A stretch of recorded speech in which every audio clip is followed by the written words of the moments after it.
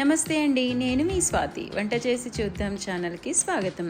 Normal పూరీలు తిని bore కొట్టింది అన్నప్పుడు ఇలా బేసన్ పూరీలు తయారు చేసుకోండి. సింపుల్గా టేస్టీగా ఎలా తయారు చేసుకోవాలో చూద్దాము. ముందుగా ఒక బౌల్లోకి 1.5 కప్పు గోధుమ పిండి, 1.5 కప్పు బేసన్ పిండి తీసుకోండి. రెండు సేమ్ క్వాంటిటీలో తీసుకోవాలి. 1 టేబుల్ స్పూన్ జీలకర్ర, 1 టేబుల్ స్పూన్ ఉప్పు, కారం వేసుకోవాలి. ఒక కట్టంతా కొత్తిమీర, పుదీనా వేసుకోవాలి. దీంట్లో కొంచెం లెమన్ జ్యూస్ అనేది ఎక్కువ పడుతుందండి. దీంట్లో లెమన్ జ్యూస్ ఎక్కువ వేసుకుంటేనే మనకు బేసన్ పూరీలు అనేవి టేస్టీగా మంచిగా వస్తాయి. ఇప్పుడు ఇదంతా మంచిగా కలిసే విధంగా మిక్స్ చేసుకోవాలి. చూడండి, ఇలా మంచిగా కలిసే విధంగా మిక్స్ చేసుకున్న తర్వాత కొంచెం కొంచెంగా వాటర్ యాడ్ చేసుకుంటూ చపాతీ పిండి ఎలా కలుపుకుంటామో అలా కలుపుకోవాలి. ఇలా కలుపుకున్న తర్వాత వీటిని మీకు ఏ సైజులో కావాలి అనుకుంటే ఆ సైజులో చేసుకోండి. ఇలా రౌండ్గా బాల్స్ లాగా చేసుకున్న తర్వాత పొడి పిండి చల్లుకుంటూ ఎంత వీలైతే అంత పల్చగా చేసుకోవాలి.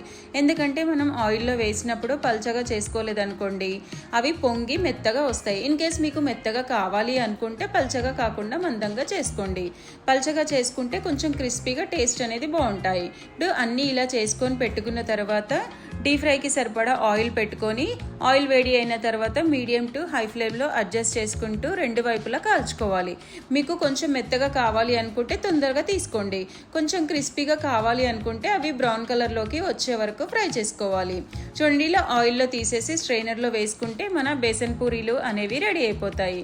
ఇలా ట్రై చేయండి, చాలా బాగుంటాయి. బాక్స్లో కానీ లంచ్ బాక్స్లో కానీ ఎప్పుడు కావాలి అనుకుంటే అప్పుడు ఇవి 1 వీక్ వరకు తీసుకోవచ్చు.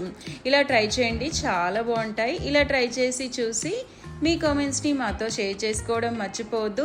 ఇలాంటి మంచి రెసిపీస్ కోసము వంట చేసి చూద్దాం ఛానల్ని సబ్స్క్రైబ్ చేసుకోండి. Thank you for watching.